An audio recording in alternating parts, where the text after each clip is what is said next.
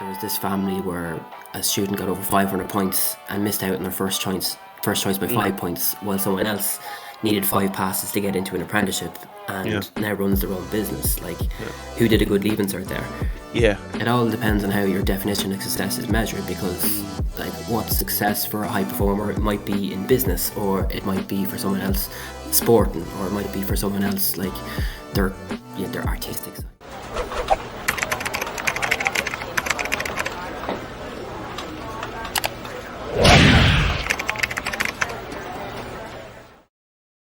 And I have been kind of involved with journey helping young people from 2017, and absolutely love the job, and got talking to yourself on Instagram, talking about a couple of ideas and stuff, and just figured it'd be nice to have a chat. definitely. That's great. And how long have you been a guidance counselor? I first started in 2018. Okay. And what were you doing before that? I was teaching English and religion were my main subjects. I started in 2014 teaching. I did a stint in England beforehand, and I was in college in Trinity and in Carlow just before that. Oh, that's really cool. Okay. So I have a lot of questions to ask on the guidance counselor stuff and, being a teacher, because we've never actually gotten the perspective from a teacher. So this is going to be interesting for a lot of people and see how they can, treat teachers and what teachers also go through, because it's not only students that have a hard time. So the first thing I'd like to ask is, how did a paradigm shift occur in your life? Have you had one that jumps out? Yeah, it's a great question. Yes, is my honest answer. I was originally doing humanities in Carlow, which was a kind of mixture of media, English, religion, and history. When in second year, I got the opportunity to go teach religion at a Christian Baptist camp in New Jersey in America Wow. for a summer. And it was something completely outside of my comfort zone. And it's kind of like I was like an alien dropped in from space, just landing in this completely different place with different people and Wow. different accents. And I was the only Irish person in the camp, and was there for 8 weeks. New range of people from like could be ages from 7 and went all the way up to 18, and that was a massive shift. It kind of taught me a lot about kind of surviving in new environments, and kind of taught me some great lessons on diversity and just Mm, kind of fitting in with people, and finding common ground was the main kind of skill that I took from that. And then being able to come back from that, I really, really wanted to work with young people. mm. And that was a massive shift in kind of my mentality, because I wasn't sure whether I wanted to go into business, go into teaching, I wasn't quite sure what I wanted to do. And that really kind of gave me a taste of kind of work with all different types of people. That is, I didn't know what to expect, but it wasn't that. So you were just thrown into the middle of America to try and learn all of these things. That is really Yeah, very interesting. Very, like very interesting. my experience from like Jersey was, I don't know if you ever seen the Jersey Shore a couple Yeah. of years ago. And when I landed in Jersey, I was like, this is what I was kind of expecting, and I was just like the whitest, palest guy all around. Like, it was a real kind of it was a real kind of a bolt from the blue. Yeah. So what you said there a minute ago that I thought was peculiar was um, that you learned a lot on how to relate to people. Was it to relate, or was it that it was find common ground? So it was. So how did you like learn that? And now that you've developed that skill, how could somebody else then take those things there and apply that to their own lives? I kind of believe that everyone has a passion for something. Doesn't matter what it is, whether it's sport, whether it's the gym, whether it's music, whether it's dance, whether it's animals. Everyone always has something that they get excited to talk about. Mm, And the quickest way to enjoy a conversation with someone is to find something that they are interested in. It's kind of something that I've done with the guidance. Is everyone knows what they hate. Like, it's the yeah. first question I always ask. If you know what you hate, you have a starting point, because you can avoid Mm, stuff. But what's the opposite of hate? It's love. And if you mm, find that you get lost in a YouTube hole of, gym videos, you're maybe going to like physical fitness. Mm, That's a conversation to have with someone. If you find that you love The Simpsons, you can quote The Simpsons to someone, and hmm. immediately someone will quote something back at you. Or if you like hip hop music, you can talk to someone about great albums or great songs, and suddenly that bond kind of appears, and it kind of transcends everything because common ground is the fundamental key to building relationships. I believe, anyway. Mm. Okay, and do you think that skill that you learned in your time in New Jersey translated right to where you are today, and that lets you actually relate to students, so they can kind of you can break down those barriers from student teacher to kind of find that middle ground. Yeah, absolutely. I think it's probably the most important thing is because finding common ground and feeling that you're on the student side because you want the best for a student. And Mm, it's slightly different as a guidance counselor because it's a different kind of role than a teacher, is that they know that you're there to get them to the next step. mm, And but they're not going to trust you until you've built that relationship with them. They're maybe not yeah. going to let you in to kind of show their ambitions or show what they want to do or show vulnerability about maybe they're scared about not being able to take the next step. Mm, And by finding common ground or sharing even like personal stories or sharing, anecdotes about like former students that you worked with, like building and finding that common ground allows that student to feel safe to make that next step, show that ambition, because at the end of the day, that's common ground is fantastic because if they find it with you, you'll trust them. But also, it's better for you as a person because you're enjoying yourself more. You're enjoying the conversation. yeah. Interesting. And do you have like an example, without going into too much detail, of like how that um came out in like a student, how you use that skill? Yeah, absolutely. Trying to think of a student maybe from last year, a student who showed uh, she had a unbelievable passion for basketball, absolutely massive. And I am from a GAA background, so I'm not particularly well versed in basketball apart from watching the odd game. And the only reason I copped that she was interested in basketball because she played with the Drogheda Wolves, and someone mentioned it to me, and I brought it up. And with that, she kind of seen that I showed interest, and with that, she was able to talk about scholarships and kind of dreams and hopes with that. And because I'd maybe flicked through an Instagram post or I seen a YouTube video or I talked to someone, I'd found that common ground where she wanted to make this step, and suddenly, I'm as part of my job is to find scholarships, to go through the details, to go through the options. That I was able to kind of work, using her kind of, common ground and finding that opportunity, and that goes kind of it's pretty much the same for every student. Is you're trying to find their common ground. Like if they're interested in STEM, science, technology, engineering, or maths, like you can find stuff that will suit that. And trying to take away the big, scary elephant in the room that the Leaving Cert is the be all and end all, which is absolutely not. It's just a stepping stone. And that's the common ground because everyone who's gone through the Irish secondary school system has done the Leaving Cert.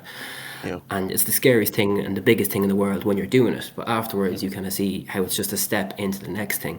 And mm, taking that pressure away and showing that common ground, it hopefully will help them, feel a little bit easier about it and give themselves more options as well because they don't just have one thing they're interested in, they have a few things. yeah. I think guidance counselors could definitely take a bit of advice from this podcast, because I can't say that I had a similar experience with the guidance counselors in my school. We didn't go into this much kind of detail. It wasn't really that in depth, if anything. And I can definitely see how that would have actually helped me get more clarity in my own progress at that time, because I didn't really know what I wanted to do. I didn't really know what I was interested in either. So it definitely would have been, nice to have that push. So that's really good. And I appreciate you for what you're doing in that area as well. That's really great thing. Um, when just a little side note, because you said something about scholarships. How does the scholarship process work actually? This is completely off topic, but it just came to my head. How would that scholarship Yeah, process work, like to like America? yeah, no problem at all. Like, say, for example, last year we had a student who got a music scholarship, a really, really talented opera singer. And through that, he had to do auditions, he had to submit tape, and he had to get references. And that scholarship, because going to America is extremely, extremely expensive. Really? And I don't recommend anyone go to America unless they get a full scholarship because Mm. it will financially cripple you. It's a Wow.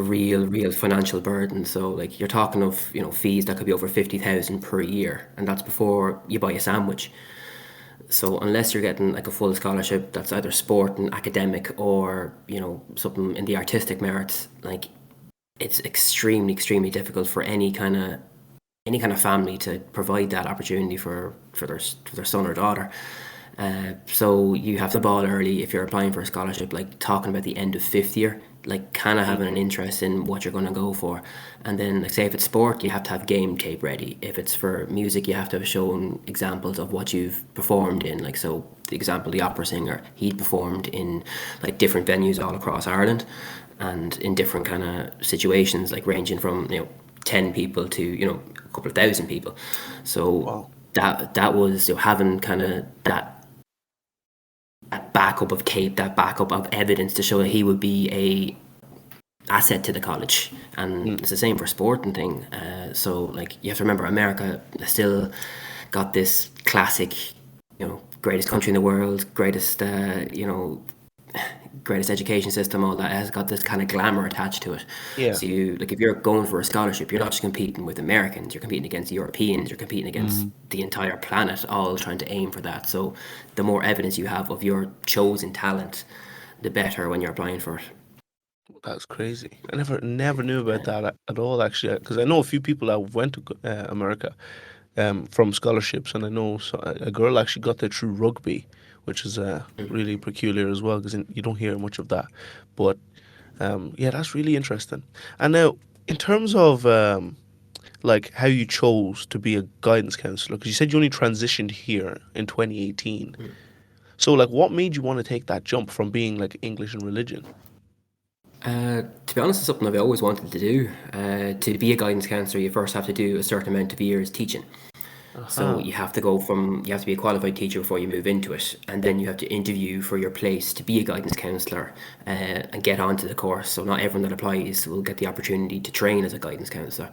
Yeah. And I was very lucky in the school that I was in that of a very supportive principal where he was like, yeah, off you go, train, and gave me the opportunity to go straight into it because Mm. he believed in me. It was great, and and when I decided I was going to go for it, I actually didn't get it the first time I applied for it. So I did the interview, didn't get it, and then I asked for kind of feedback and asked for like what can I do better, and I just needed more experience. So like I'm quite young to be a guidance counsellor. I kind of started when I was in my late 20s, and I was lucky enough then to kind of go for it again the next year and get it. And as soon as I started it, I was kind of given the role in school, and the school I'm in is quite large. It's one of the biggest in Ireland, Mm. and we have other guidance counsellors with us. So at the minute, when I started, there was two guidance counsellors. Now we've got six and like two Wow. more training. So there's a real kind of emphasis on building guidance and kind of services for the school as we kind of grow with numbers, and Mm. it's fantastic. Like, but no, I kind of always wanted to be a guidance counsellor from when I kind of was in school. That guidance counsellor I went to, I just thought that's a really cool, interesting job to kind of help people find options for themselves or to Mm. look at opportunities. So like my favorite bit is when a student kind of gets the that light bulb moment and think, right, I can do this, or I Mm. can go there, or this is how this works. And it's very it's a rewarding career to like have that opportunity to do that, because no one knows what they want to do when they're 17, 18. It's an Yes. impossible thing. Yeah. Like I've had hundreds, if not thousands, of students come into me, and it's very rare you have someone who knows exactly what they want to do, Hmm. and like ironically, most likely it's going to be an accountant because their parents are accountants and they're going to be accountants. That Right. sometimes happens, but like usually, and the most interesting people like don't know what they want to do as they get into their 30s, their 40s. They're always trying something, because when you do your degree, like not I think it's around a third of people do their degree and then move on into that line of work and never Hmm. change, Yeah. because there's so many opportunities. You can crisscross into different careers, or you can take up another role in a career, and that requires more training because you never stop learning, like Mm. never. That's so interesting. I've never seen it in that perspective before, actually. in terms of like, how I didn't know it was actually such a stringent process to actually become a guidance counselor as well. That was really interesting. In terms of the type of students that you see on a daily basis, so like if you could categorize like the top five typical type of student you would see that would walk into your office every day, how would they look? It's a combination because for careers, most likely it's leaving cert, and it's kind of people who are not sure where they're going to go after they finish, or they're stressed about studying, or they want to know about kind of grants and scholarships, or they just want to maybe learn about if they want to study abroad. That would be the most common for 6 year. But the other role of the guidance counsellor is to be a counsellor. So you could have students who come in, suffering from anxiety, suffering from panic attacks, need someone to talk to. Maybe there's stuff happening outside of the school that they need a safe space to talk about. Like that's a really, really important role as a guidance counsellor, is that you are, there as a support to the students. It's vital because you are on the student side, and that could be anything from a student who's really having an extremely bad day to maybe there's stuff going on where they they need a confidential ear where everything in the room stays confidential unless that student is in danger or someone else Hmm. is in danger, and then you have to let the appropriate people know. Hmm. So you never know what's going to come into your office from a counselling Yeah. point of view. But for the careers, it's like it could be, it gets busy. It's September when they land in 6 year. Then Hmm. at the minute it's very busy because the CEO deadline is actually on Wednesday, the 1st of February. So there's students panicking about that. And then it's going to get busy then after the mocks, when students kind of, stress about the results they get in their kind of mocks. And then it'll get busy again in May before their exams, because then they have to kind of make their final choice on where they want to kind of finish up next year. Yeah. Right. So in terms of like, the kids like stressing and stuff like that, I don't know because I seen a couple of stats that said that in terms of like student mental health at this stage, it's probably been the worst in the last like 5 years than really ever before. Would you agree with a statement like that because you're actually on the ground and you know what's kind of happening? It's an extremely broad statement. Yeah. I still feel we're feeling the effects of COVID. Yeah. That's happened because our current 6 years were only in either TY or third year, Mm. so they missed out on the opportunity to do their exams. Hmm. So at the minute, this is their, like they're doing. The students are in Ireland are kind of doing their mocks in the next week. Yeah. Like they've never sat a state exam before, Ah, so okay. that's that's going to be massive stress for them. Then like you've got a generation now who, there's TikTok, there's Instagram, there's Snapchat, there's different pressures on young people Mm. now. Maybe pressures that I didn't have to deal with growing up, or you didn't have to grow up dealing with. It's a different sort of pressure, and every generation faces new stuff that an older generation didn't face, Hmm. and that's a different type of pressure. And like young people are resilient, like young people are doing amazing at the minute as well, but that doesn't mean that the challenges that they faced are like less difficult than we faced. Like Yeah. sometimes I think people kind of look back and think, oh, this is, we just got on with it in our day. Well, that's not necessarily the case. Like students have to have an opportunity to express themselves and build that resilience. Hmm. What are some of the common things that, other than like exams and stuff like that, like, do you see one thing that I've seen in like younger people that I've spoken to back in my local area is that I'm seeing a lot more people, like, become depressed and are on medication and stuff like that, like a lot younger. Usually I've seen people like 19 and above.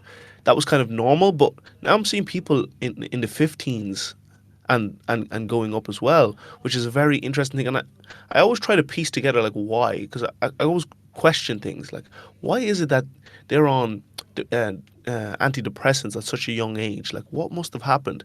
Because obviously there's so many different factors. It can be like upbringing, the home that they're in, and stuff like that.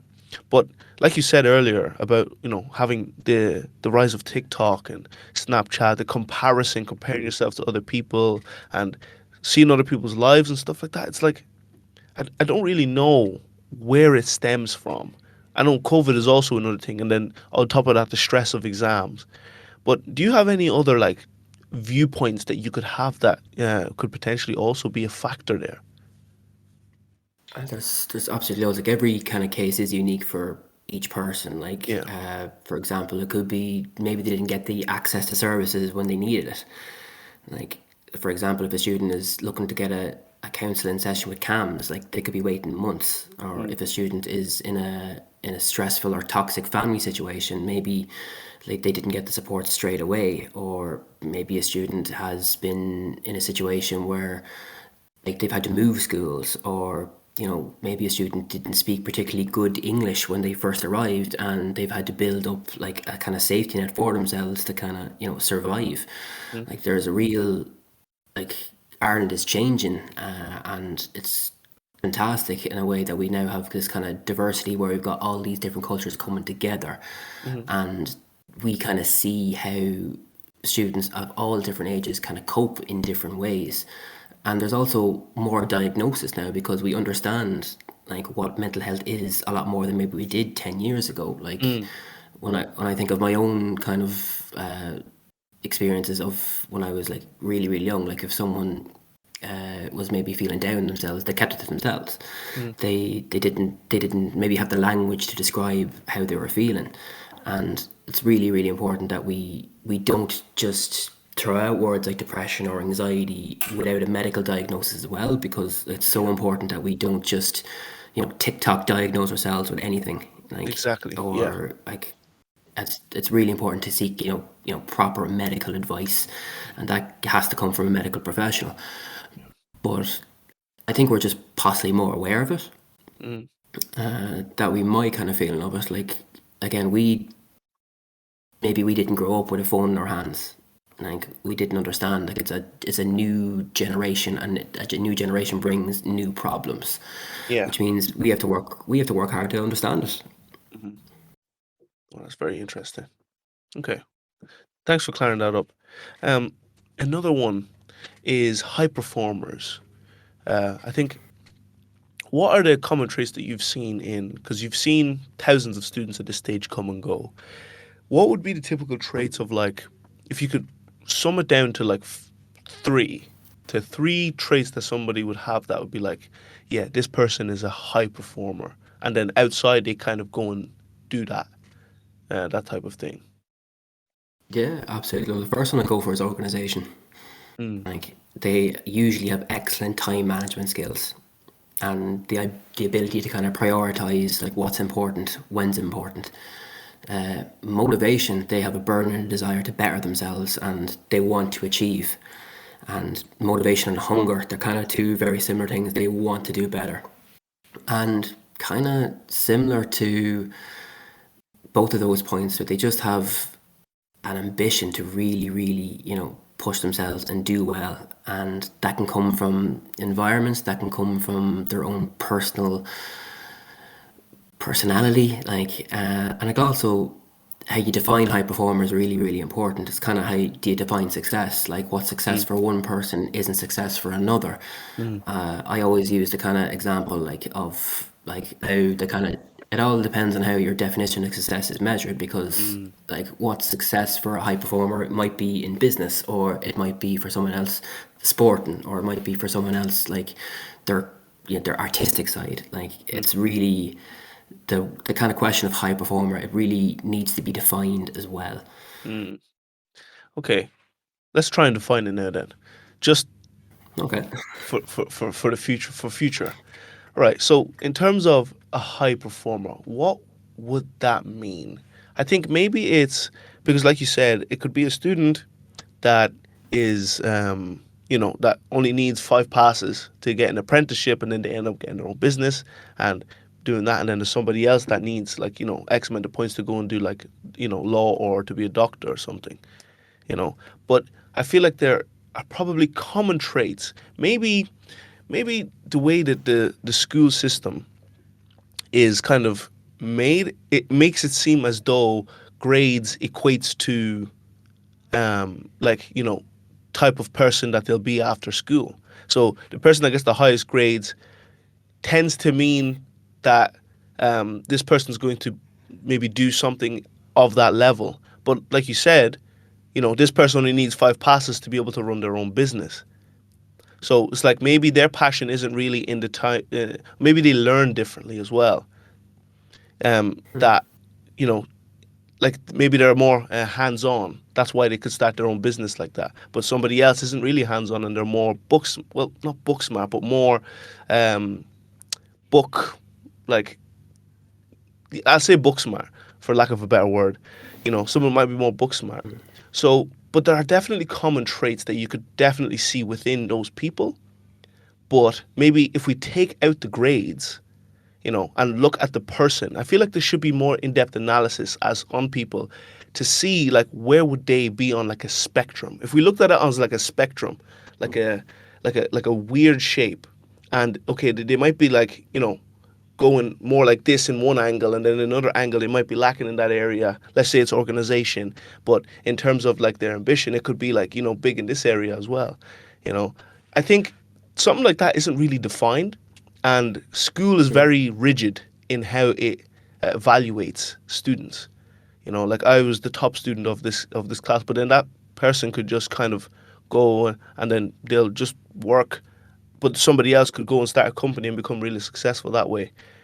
Like, what could you define that as, instead of like a high performer in the sense of like school? What word could like you use?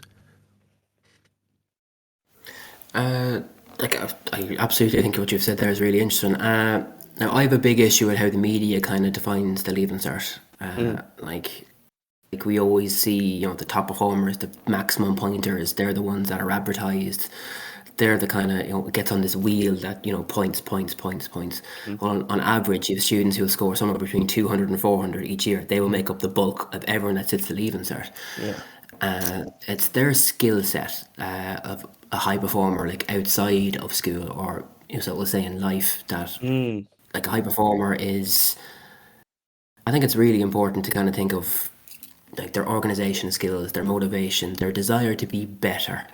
mm, And that could be in anything. That could be in their chosen career. That could be in their family life. Like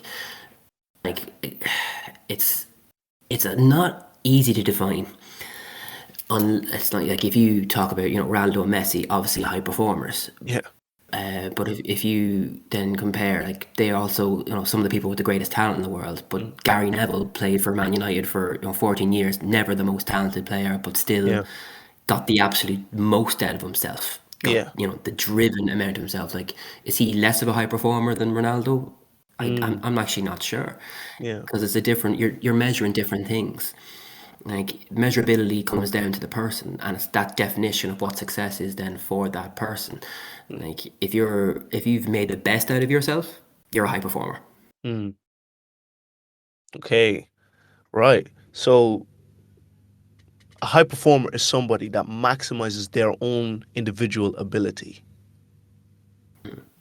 I And guess that. uses their, yeah, I think that's a really they maximize their own ability, but they're in the pursuit of their own version of excellence. Uh-huh. A high performer is a person that is in pursuit of their own individual excellence. I guess that's a really good kind of play. Like you can kind of staple that. That's very broad because everybody's different. Everybody doesn't need to be, you know, like number one at anything. It's more like you're competing against yourself, and as a result, nobody's really a competition. Your only competition is you. Like, and if somebody's not a high performer, if they're capable of, doing something else, if they're capable of doing more but don't. So then instead of comparing them to other students, like this student got 650 points, they maxed out because they're a high performer, but then there's somebody that might have tried their very best but only got 250. Both of them can kind of be on the same spectrum in terms of the amount, the fact that they can say, I tried my very best, I couldn't have done any more. So in their own pursuit of excellence. So I really like that. I'm gonna write that down. Okay, that's really cool. You said something earlier about what I was saying about students being compared, and that you don't like the fact that they're like a 600 point student would be the one that be advertised on the news. Why do you feel that way? Because it's only one measure. Mm, Like, for example, that 600 pointer, like, they might have sacrificed absolutely everything to be the 600 pointer, but their social life, their maybe they were able to get the 600 points because they used their ability to get that. But the person who got 300 points maybe had to, do other things. Like maybe they had a family situation that was happening for them and they had to max out in a different way. mm-hmm. Like so many things happen in a student's life from there. Like you don't know what's going on in a student's background, whether it's family, whether it's sport, whether it's things that takes up their priorities, because priorities matter in this. The issue I have with it is, like, say for example, we have some of the finest apprenticeship programs across Europe, and the advertising is like it's not as glamorous to say like Mm-hmm. we need an electrician or a plumber or a carpenter, but yet we need all these people. Yeah. Like the glamorization of certain careers. Like at the minute, the number one. If you ask a random selection of kids age 5 to 10, what do you think the top job is? I'm gonna say doctor. TikToker. Wow. Really? Yeah, That's really at the interesting. minute, and it's kind of shows where we're kind of going as an education system where like TikToks, I have no issue with it. It's fantastic. But like there's a time and a place, and Mm-hmm. there's certain skills that people can have absolutely a career out of the TikTok. But if you don't have an electrical engineer, you're going to have no TikTok. Yeah. Like if you don't have if you don't have an electrician to wire the house, you can't charge your phone. Mm, Like we have to kind of value these other careers just as much as the 600 pointer. Like medicine is absolutely a noble pursuit of career, but we need more doctors, we need more people who are skilled. Like the Leaving Cert is one way of examining this, but there's other routes into these things. Like say for example, I love the emphasis now on PLCs and mature students going back into college, where like for example, if you do a PLC and you want to get into law in Trinity, you can do that. If you don't get the points, there's another back door into that. Like that should be advertised. That should be as valuable as a Leaving Cert. Like mm, because sometimes the pressure mounts up and it just sells papers. Like that's the yeah. reason why these things happen. It sells papers. That this is the gold standard of what a good student should be. And I don't agree with that. A good student should be an all-rounder and should be kind of celebrated for their individuality and their ability to get through school. Because school is vital. It gives a skill set Yeah. for your life. It Mm-hmm. gives skills. School is important. And yes, it is rigid, but part of life expects you to be rigid. Yeah. Like, and if you are able to get through that and make the best of it for yourself, that is the most valuable lesson you will get from school. Mm. Okay, that's very interesting. In terms of um, like, how do you think we can celebrate these people more? Because the media is not going to do it. So, like, what can somebody do on a like regular day to, you know, be more into what somebody else is into? Like, if they're, really sporty and they're doing lots of sports outside of school and they're doing lots of sports in school, that's great. But what if there's somebody that's like, really interested in stars, for example, and they have a real passion for it, but there's no subjects that kind of accommodate that in school other than like science or something like that. Like, how can we celebrate those people more to make them feel From like what they have that they is matter. valuable? Yeah. Yeah, it's a great question, and that kind of comes from there's this kind of theory that the one good adult makes a difference in everyone's life, Mm, and like say for example, it could be a science teacher. If that student is interested in stars, that they are fascinated by physics, like that physics teacher, if they will get to know their students, and that student by the teacher noticing that might go down that career, might show that fascination. And it doesn't have to be a teacher, it could also be a coach, it could be a cousin, an uncle, an aunt, a granny, that their kind of passions are kind of helped along. Like, and it's okay to have different passions at different times, but that doesn't mean that like anyone is any more less important. Like for example, like teenagers will go through different phases. Like and they should do. They should be trying all this different stuff. They should be Yeah. exploring, and that passion should be celebrated. Whether it's if it was TikTok, that they were creating videos, that they're creating content, that they've put themselves out there to do that skill set, Mm, or if they're able to have an interest in Lego, that like if I have a kid that comes into me in Lego, I get excited because I can think of a million careers that student could go into. yeah. Like it's getting to know the student and value them. It's the value as a person. I think Mm, like any passion for a person, they need to be valued, and that is like good teachers, good people will value those like coming along on the journey. mm. And in terms of good teachers, when I was in school, I felt like the teachers that I had cared so much about our success in school. Like that's one thing I can actually give them credit for. At that time, they really did care about the success of the students, and they built relationships with us as well.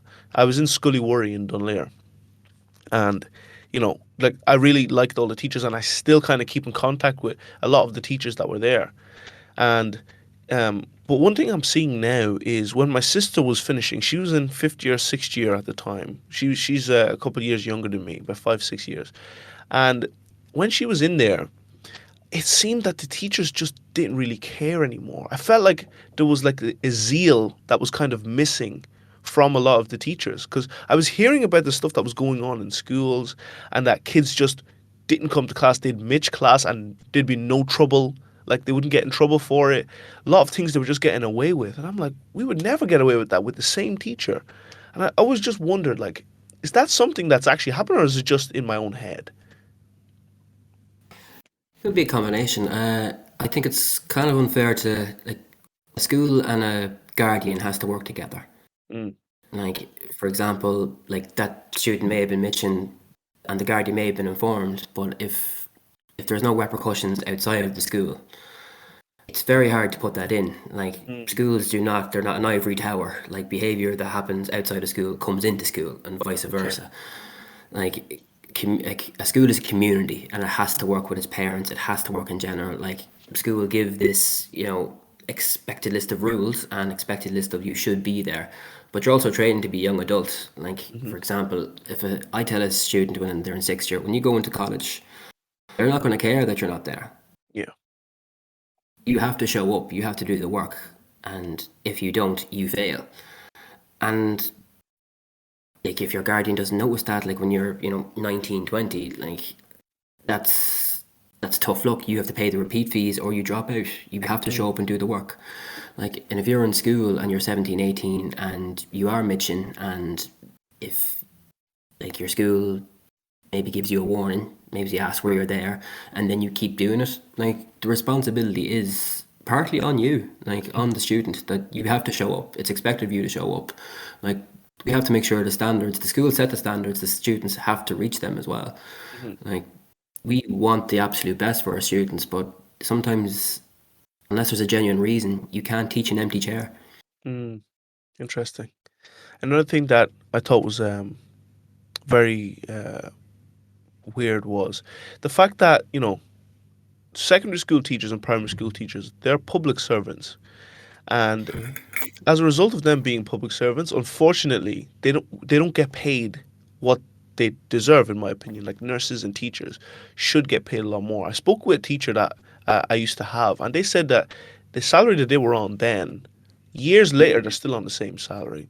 So naturally, I can see how that would affect a teacher's morale in terms of why am I kind of stressing myself so much for all of this stuff that's happening when I'm not really being uh, what's the word, noticed, for the work that I'm doing as well. Like they're not increasing it in this area as well. So for them to be expected to work even harder for the same money, I really don't think that's fair, and I can definitely see how that would affect a lot of teachers' morale. Like, what would be your take on that? Yeah, for example, like it's no secret. Like teacher salaries, nurses salaries, they're all freely available to view and see. Like so, like a starting teacher, the more you work as a teacher, like it goes on a pay scale that you Mm, start at one stage and you move up as you go through the years. Now, like there has been a big kind of switch. Like there's two separate pay scales. Like if you qualified as a teacher before 2011, you're on a different pay scale than anyone that's post 2011. Mm. And there's a big difference in kind of pensions as well. Like there used to be this kind of idea that teachers had this gold-plated salary, that there was, you know, a real financial incentive to become a teacher, and that's not really there anymore. Like there's Mm. kind of a teacher recruitment issue, especially around Dublin and kind of the area surrounding Dublin, because people can't afford to live. Yeah. Like everything seems to be going up with demands, but and this is kind of society wide, except for wages, Mm. I've seen and that a that's lot. really it's really affecting the areas of like high living. Like I'm sure like you're based in Dublin, like seeing the price of rent, seeing the price of Crazy. food, seeing the price of diesel, like it's an issue. It's a real issue. Like my partner, she's a teacher as well, and Mm. she travels from Louth to Dublin every day, and like the cost of Wow. diesel going up and down changes. Oh man, I can only imagine that trip. That is.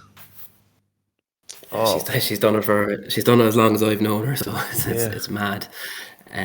But like financial incentives, like teachers aren't badly paid. No, I don't agree with that if they're in full time secure employment. But Hmm. it's the teachers that maybe are on subcontracts or on part time contracts or maternity leave contracts. Like they have no security, and like they're at real. If you don't know where your next paycheck is, like if you're a substitute teacher, you might not be working every day, or you might have to travel, Mm. and like that can really affect like well-being and your desire to be in a certain place in a certain career. like like you could be, if you're on a teaching salary in Dublin, you're poor, but if you're on a teaching salary in Leitrim, you're almost rich. Yeah. Okay. Yeah. No, like I can look see look that. like location matters. I know in London there is a London scheme where teachers are paid more based on teaching in the city as opposed to Mm. outside it. Mm. Okay. That's very interesting. In terms of the um like the work that teachers uh, have to do in these days, like we see that the salaries aren't changing, and basically if you're working in Dublin you get paid the same because it's all like a national scale, so it's the same like you said in like Leitrim, Limerick, but then Dublin it'll be the same as well. Why has there not been like a proper like strike or anything? I've never heard of anything like that happen. Like, Good question. There's two separate teaching unions for secondary level. There's talks at the minute they're going to join. Like the power is in the unions, and like all the public sector are under the same kind of union as well. So the government actually negotiates with the overarching union as opposed to the single unions, and like it's very hard to agree a pay scale for a teacher, a nurse, a public sector worker, a civil servant, and like that's kind of where an issue is. Uh, I'm not sure how to answer that. mm, I am a member of my own union. I I've gone to the meetings. I've represented young teachers at Congress, speaking about issues that teachers have had. Um, like teaching is not a you are also very like you have different holidays. Like the holidays are definitely a perk, but some ways you're time rich in the summer, but your your salary doesn't. Like you're yeah, not balling out in the salary. yeah. Mm. And in terms of substitute teachers, like you said, like there's no security in that. Like you need full-time, permanent contract. So how would a I mean, a substitute teacher, sorry, how would a substitute teacher graduate to be a full-time teacher in a certain place? Is it just by chance? Is it availability? Like, what would that process go like? Yeah, how it works usually is a substitute teacher. Like you have to be at the minute. You can substitute teach with a degree and a teaching council number. But to be a full time contract teacher, you have to have got your teaching council and you've had to have got your PME, which is a master's in education. So, but even once you get that, that doesn't guarantee you a full time contract. Mm. So you apply for jobs just like any kind of other role, and if you don't get a full time permanent job, you can put yourself in to be a substitute teacher, where You kind of show up on the morning, you see if another teacher's sick, you take over their classes. If there's someone else is gone for a week, you take over their classes. If someone has COVID, you take over those classes. But like, you don't know until you go in, like how many classes you have, what you're going to have that week. And if you're not local to that school, like say if you have to travel, like if you're a substitute teacher in Leitrim, or I keep harping on about Leitrim, it's just the one that comes to mind. There's not as many schools there. But if you're a substitute teacher in Dublin and you're renting and you're not from Dublin, like you're you're kind of in a situation where you don't know how much money you're going to get at the end of the month. Yeah. So do you take that risk and stay in Dublin, or do you try and find employment closer to where you're from? Mhm. Like that's an issue there. So as a substitute teacher, like once you're fully qualified, you can apply for any job anywhere in the country. But until you're in and have that contract and that full-time contract, because it takes 2 years to have something called CID, which means you're kind of permanent in the place, and you've got all your rights and your responsibilities, and you can't just be let go, or you don't have to re-interview for a contract. Like it takes 2 years to get that contract and to have that kind of security. Mhm. So it takes a while. Like I was lucky when I first qualified, I had to go abroad to do to get some experience, and then I came back on a maternity leave, which is when a teacher is going to is pregnant and they're getting time off to have the baby. And I came in, and I was lucky that the next year there was space for me that I could stay in the school, and Mm.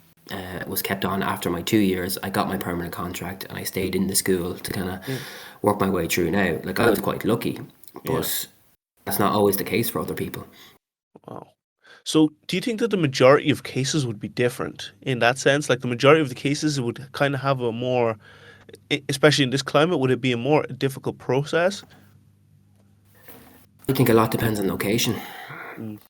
Like if you're from an urban area and you have access to public transport or access to a car, and you can, once you have your qualification, you can get a teaching job in Dublin a lot easier than you get a teaching job in, I'll go to I'll go to where's I'll go to Sligo, for example. I'm not going to pick on Yeah. Leitrim this time, because there is a lack of teachers in that area because people can't afford to live in the high cost areas.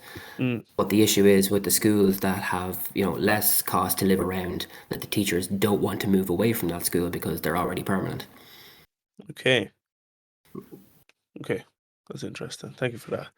Um, we're gonna go into the next one here, and this one's gonna get a little bit deep now because it's a thing of, let's just say that there's students listening to this right now, because a lot of the times, especially when I was in school, teachers never spoke about their feelings, never really spoke about their personal lives.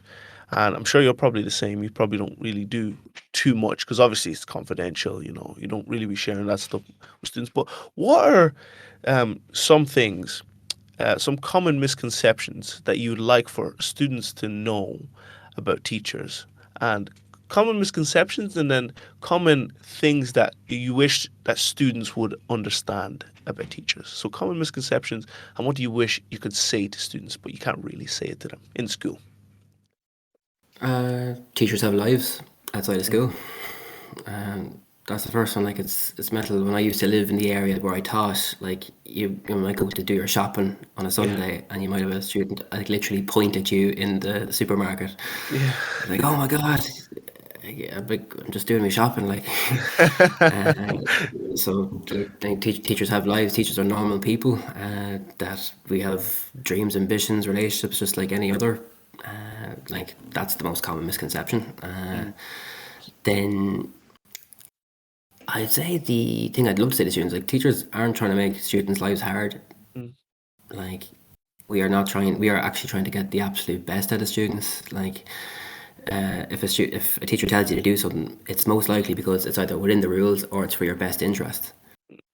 Like teachers care so much about their students, and their success and their absolute, like, our wish to get the best out of them means that maybe sometimes there's a clash of personalities, but 99.9% of the time students want their absolute best. Sorry, teachers want their absolute best for their students and see them along the kind of path to success, whether that is at a kind of junior level where they're just trying to get them to learn a little bit of French, or it's at senior level where they're trying to get their history project in on time. Teachers just want, like, if we are trying to push at a student, it's because we want to get the best out of you. Mm, that's great. And last one now before we wrap up, we're going to do a quick fire session. So I'm going to give you random things, random activities that I might like, and you're going to tell me a potential career path that I could go. So for each one, give me three potential career paths for Okay. for each suggestion. So we'll start off with painting. Digital marketing, artist, or house painter. Okay. Let's go with videography. Oh, TikToker, wedding planner, and running a social media for a multinational company or even a soccer club. Okay, let's go with um, writing. Copywriter, English teacher, journalist, or author. Microphone.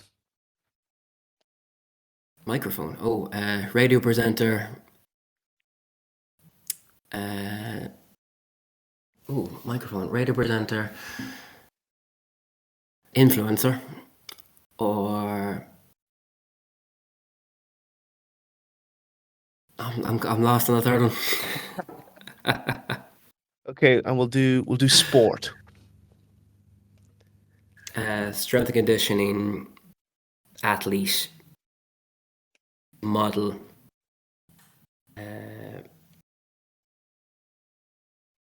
well-being coach, and I would say science or medicine. Could be sports science, or it could be in a medicine sense. It could be a physiotherapist. Great. Okay, well, that was the quick fire session. That was pretty good. I'm Um, sweating. let's hope your students don't see it. Um, the last thing I'd have to say, do you have any ending words that you'd like to just give out to people? If you have anything going on yourself, like a word of advice, I'll give you the floor. Yeah. Favorite quote I have on something of I think is really important for every generation here. Comparison is a thief of joy. Mm, Uh, Everything that you are doing, have got through, so you are so much stronger than you think. If you are still here and still doing your best, the world has so many different opportunities and different challenges, and it's a big, big place. You have the ability to go explore and do what you wish if you put the work in. mm. That's great. I'm gonna end it right there. That was that was great. I'll end it right there. Do you have anything do you want to shout out or anything like that, just to let the people know where to find you? Yeah, absolutely. On Instagram, I'm Farley Career Guidance. Same on Twitter, same on Instagram. If anyone's interested, I did a podcast called Talk to Joe, just on it's 10 episodes on people in different careers and how they got there. If people are interested in like finding out like what it takes to be a physio, what it takes to be an influencer, what it takes to be an architect, there are 10 different episodes. It was with the Go Loud app, and it can be interesting for some people who are just trying to do research into different careers. But if anyone has any kind of career guidance questions, feel free to hit me up on Instagram and I'd be happy to help. Perfect. Okay, well, we're gonna end it right there.